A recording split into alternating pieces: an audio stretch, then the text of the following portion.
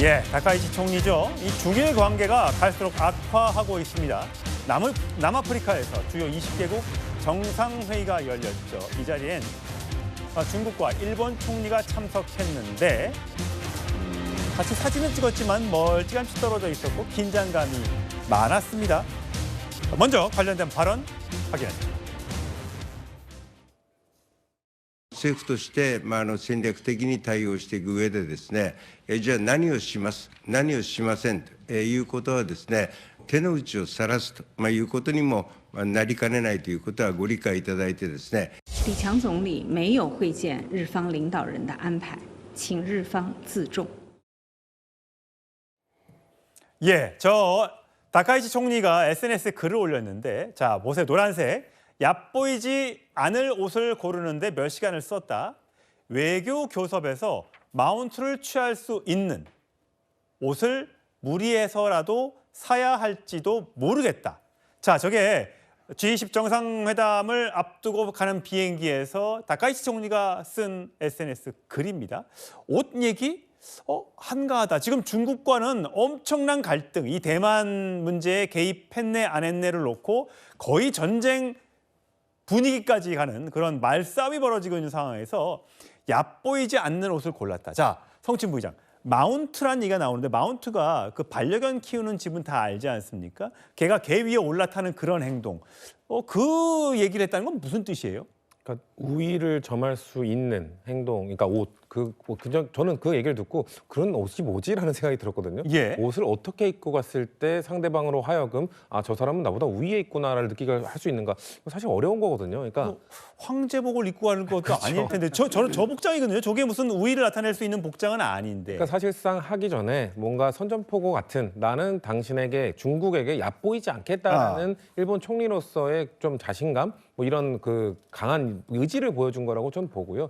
결국 지금 일본과 중국의 갈등이 정말 극한으로 치닫고 있는 것 같습니다. 출구는 보이지 않고 정말 그 각자 입에서 나오는 얘기는 점점 험해지고 있는 상황인데 저는 이 갈등을 보면서 사실 다카이치 총리의 입에서 나왔던 대만 관련 발언 때문에 이게 발화가 된 거잖아요. 예. 저는 과거에 이재명 대통령이 이 중국과 대만 문제에 대해서 굳이 우리가 이거에 대해서 언급을 해서 이것을 굳이 한쪽의 기분을 상하게 할 필요 있냐, 실용주의적으로 접근하자고 했다가 엄청난 비난을 받았잖아요. 막 보수 진영에서, 국민의힘에서는 왜 그걸 얘기 안 하냐, 뭐 자유주의 진영에 대해서 목소리를 내줘야 되지 않겠느냐. 그때 만약에 국민의힘 요구대로 발언을 했으면 이렇게 됐을 거라는 겁니다. 그러니까 실용주의적 접근을 해야죠. 다카이치 총리도 원래 일본에서도 좀 극우 성향을 보이고 있기 때문에 취임 이후에는 우리나라한테는 상당히 온화한 모습을 보여주고 있습니다만 중국에 대해서 극우적 발언을 결국 해버렸고 그게 지금 일본에게 어떤 이익이 되고 있습니까? 아마 이 일본과 중국의 갈등은 이거 쉽사리 가라앉기 어려울 겁니다. 아마 일본도 이걸로 인해서 경제적 손해나 이런 것도 많이 보게 될 걸로 전 예상이기 때문에 이 국가를 대표하는 그 사람의 한 발언, 그 발언의 무게감이 얼마나 큰지를 보여주는 사례라고 볼 수 있습니다. 최성 평론가, 지금 보면 이재명 대통령과 다카이치 총리는 굉장히 악수를 하고 박수까지 치면서 굉장히 밝은 화기애애한 분위기였어요. 하지만 저 정상들이 모두 모여서 남아공에서 단체 사진을 찍을 때 보면 자, 다카이치 총리 화면으로 봤을 때 오른쪽으로 하나, 둘, 셋, 네 번째에 중국 총리가 서 있고요. 보면 화면을 보면 다카이치 총리가 오른쪽 잠깐 순간 포착이었습니다만 저렇게 바라보는 방향도 지금 달라요. 네. 처음에 시작은 다카이치 총리가 양안 문제에 개입할 수 있다라는 국내에서의 발언이 굉장히 논란이 됐는데 이게 점점 커져서 가만히 있지 않겠다. 거의 전쟁 분위기, 말로는 진짜 뭘 못하겠습니까만 거의 전쟁 분위기로 가고 있거든요. 제가 보기 두 가지를 주목해야 될 것 같아요. 첫 번째가 G20이 1990년 창설 이래 이 미중러 3개 지도자가 불참한 거 이번에 처음입니다. 예. 그러니까 트럼프, 푸틴, 시진핑 다 안 왔어요. 예. 근데 지금 2인자 총리가 왔잖아요. 리강 총리가 왔잖아요. 근데 다카이치 총리 입장에서는 그거예요. 나는 국가 수반이고 당신은 우리나라로 치면 관방장관급 아니냐, 넘버2 아니냐. 그러니까 내가 굳이 악수할 필요 없다. 기싸움을 하는 거죠.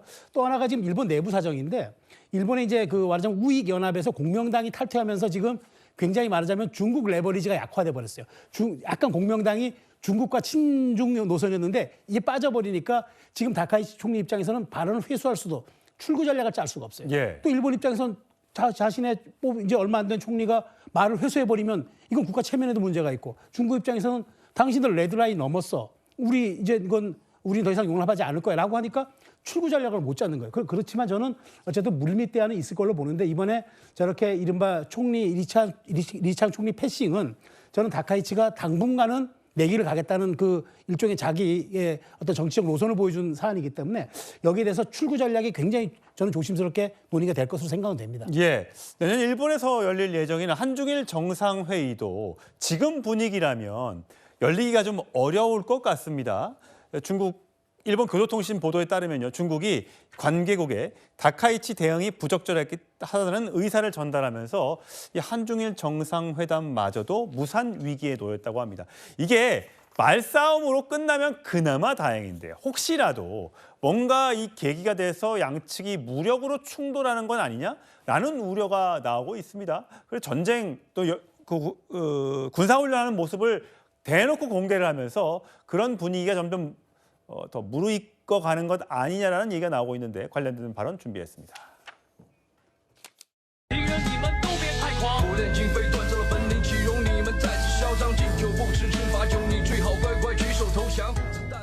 因为以前也有一个当兵梦，如果说有需要的话，我们可以随时出去。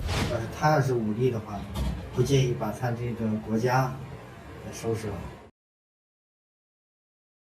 김경 대변인, 지금 이제 센카쿠 열도를 놓고 이제 영토 분쟁까지 벌어지는 형국이에요. 니네 땅이다, 우리 땅이다 이런 얘기가 나오는데 사실 우리도 독도 문제 등등이 걸려 있기 때문에 우리의 스탠스를 물어보는 사람들이 좀 많이 있는 것 같아요. 우리는 어떻게 해야 되는 겁니까? 사실 이재명 정부가 다행스러운 건 윤석열 정부의 한미동맹 그리고 일본과의 셔틀레군 복원을 계승하고 있습니다. 근데 지금 트럼프 입장에서는 중국에 대해서 지금 관세 협상도 그렇고 가장 주된 것은 중국 견제입니다. 중국 견제에 대해서 미국이 중국에 대해서 바라보는 게 일종의 숙적 대상이거든, 견제의 대상이고 일본은 거점이고 우리나라 대만에 대해서는 일종의 최전방에 있는 그런 쪽으로 좀 생각을 하고 있습니다. 그렇기 때문에 일본의 새로운 총리가 이런 발언을 한 건 사실 국회 내에서 질문을 했을 때 뭔가 물리적인 어떤 충돌이 있을 때 어떻게 하느냐의 질문에 대한 거거든요. 본인이 시정연설에서 입장문을 발표하는 것으로 한 건 아닙니다. 그럼에도 불구하고 지금 트럼프가 중국에 대해서 바라보는 관점 그리고 일본과 대한민국과의 관계 속에서 또 중국을 한미일 동맹을 통해서 한미일과의 어떤 굳건한 관계 맺음을 통해서 하는 부분이 있거든요. 그래서 제가 지금 볼 때는 개별적인 상황에 대해서 저희가 입장을 내는 게 아니라 좀 더 지금은 어쩔 수 없이 좀 관망하는 상황이 좋을 것 같고 예. 무엇보다도 그 외교에 있어서 가장 중요한 거는 우리나라도 그렇고 일본도 그렇고 이것을 외교를 국내 정치화하는 그런 세력들이 있습니다. 그런 부분에 대해서 좀 객관적으로 냉정하게 이를 바라보는 게 좋고 무엇보다도 미국이 중국을 어떻게 생각하는지 이 흐름 속에서 이걸 봐야 되지 않을까 싶습니다. 사실 미국도 이번 중일 분쟁에 별다른 얘기를 트럼프 대통령이 보통 말을 많이 하는 편인데 여기에 대해서는 지금 입을 다물고 있습니다. 어떤 전략적이 숨어 있을까요? 하여튼 또 우리에게는 독도에 대해서 중국이 한국 땅이야 라고 응원을 해주고 있는 이런 상황이 펼쳐지고 있습니다. 자, 그런가 하면 사실 일본에서는 이 중국에 하면 유명한 동물이 판다잖아. 이 판다가 앞으로 일본에서는 판다를 볼 수 없을 것 같다. 이 판다 전쟁까지 지금 벌어지고 있는 상황이에요. 일본은 곧 판다가 사라진다. 일본에서 판다는 못 보고 곰만 보게 될 것이다. 지금 내년에 자이언트 판다 샤오샤오와 레이레이가 내년 2월쯤 중국에 반환되고 나면 이제 남는 판다가 없어질 것이다라는 일본 내 우려도 나오고 있다고 합니다.